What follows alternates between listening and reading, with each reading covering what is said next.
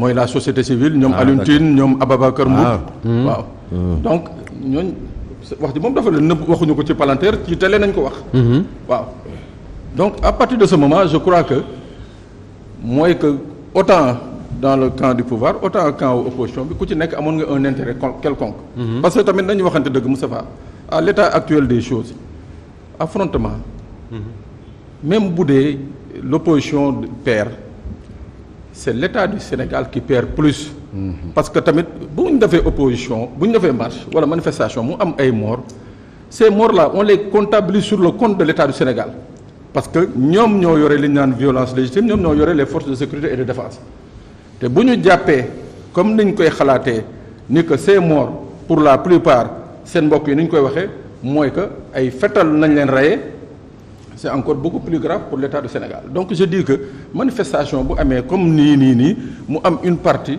ou bien les deux parties parvenir à un consensus nangu ne manifestation bi dañ koy bàyyi ñee tamit en signe de bonne volonté nangu ne ñi ñu jàppoon daañu def pression ci justice bi bañ leen bàyyi donc je crois que c'est quelque chose de gagnant-gagnant nag pour qui pour les deux parties mais pas gagnant-gagnant pour la démocratie sénégalaise nañu waxante rek parce que tamit dañu nekk dans un régime démocratique. ñoom bañ ko nangoo nañu dof sax.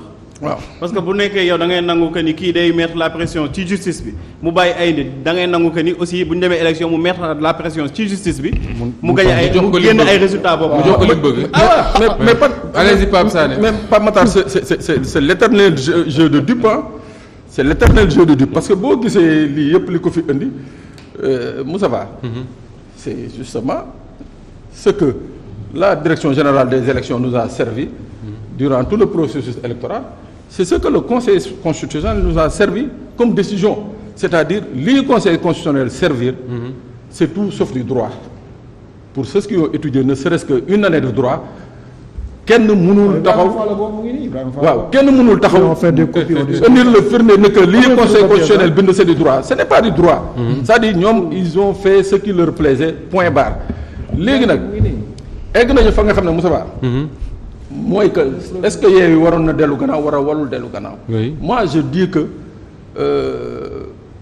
dans ma compréhension c'était un piège bi nga xam ne toutes les deux parties l'ont évité mooy que c'était le piège de la confrontation c'était le piège de l'inutile daañu dem manifestation nit ñi ay xaru tabaski nañu lijjanti ak yeneen nañu tàll les gens n'auront pas peut-être le temps finalement est-ce que du combat bu ñu reporter rek bien sûr c'est ce que j'ai dit l'autre jour sur le plateau de l'édition du soir j'ai dit c'est juste un report du combat problème bi mooy tey lii Pape Matar wax mooy que boo demee di àtte xuloo kii nga xam ne mooy dóore kooku nañuy téye loxoom ba pare waaw mais mënoo chaque jour dem ci ki nga xam ne moom la ñuy ndullu yu metti naan ko bàyyil donc c'est-à-dire moom koy wax doo ko bàyyil bul yuuxu nga ko wax waaw kon nag ñoom moo tax yuuxootuñu mais léegi y a ce problème là qu'est-ce que les demain après-demain qu'est-ce que cela va nous réserver mooy que dañuy dem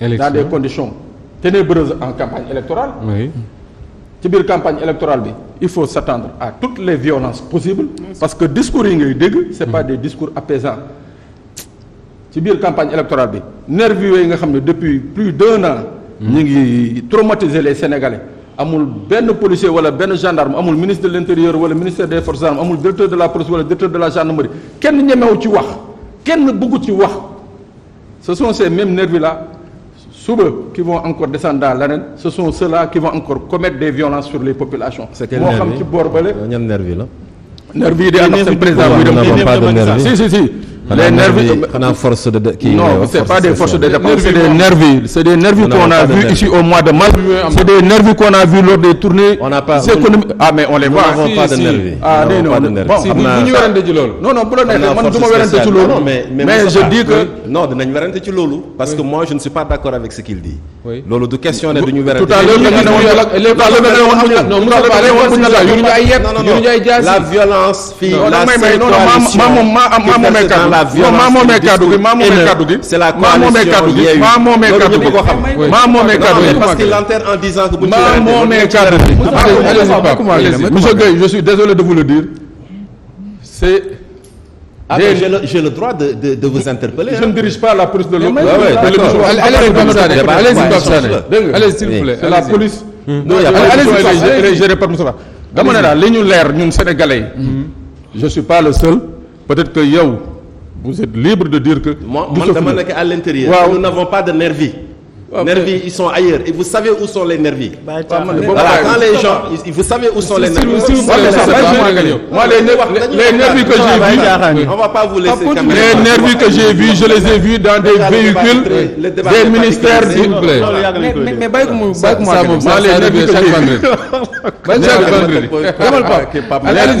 nervis yi ma gis man nervis yi ma gis comme tous les Sénégalais on les a vus ñu yëg ci ay auto ministère dugg siège u APR.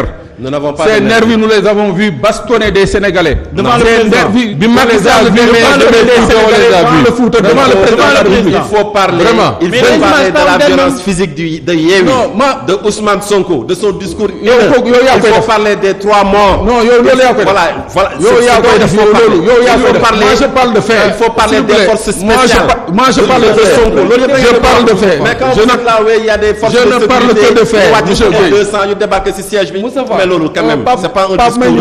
je juge. Est-ce qu'on peut se calmer un peu. Ce débat-là dañu ko organiser. mais moom ku wax rek mu tàgg ko quoi. le jour où y a aucun nervi à l'APR amul. aucun nervi. ah bon. c'est un parti responsable, une coalition responsable. Est-ce que nous avons conquis le pouvoir démocratiquement. Nous avons fait le tour du Sénégal. Nervi amuñu. En tout cas, est-ce que je peux parler au moins? Apparemment, vous êtes le seul, vous êtes le seul Sénégalais qui n'a pas Pape Sané, on peut évoluer ci thème yi. Moustapha, s'il vous plaît. Voilà. Est-ce que mën naa demander la parole léegi comme mënatuma ko joxe ñu mbéyam ma wax s'il vous plaît Pape Sané. Continue à dire ce que tu avais à dire soo terminé ñu jox keneen. voilà bu nga jeex na loolu rek laay ñaan man moom. allez-y je crois que moi le temps de parole mon temps de parole moom je. mais c'est que Moustapha allez-y s'il vous plaît allez-y. je répète encore je dis que. mais y a avec cette impunité Malick s'il vous plaît avec cette impunité bi nga xam ne moom nañ fi gis. Pape daaneel foofu. non même ma égalé parce que daf ma dog plus de 5 minutes. ñëwal ko. on a assisté je dis à une impunité totale sur 14 morts en mars 2021. muy benn.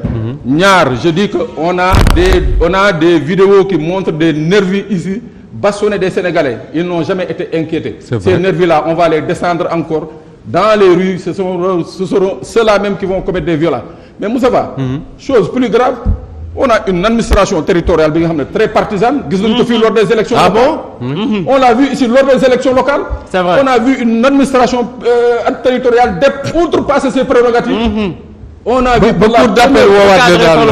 la première fois dans l'histoire de ce pays-là, des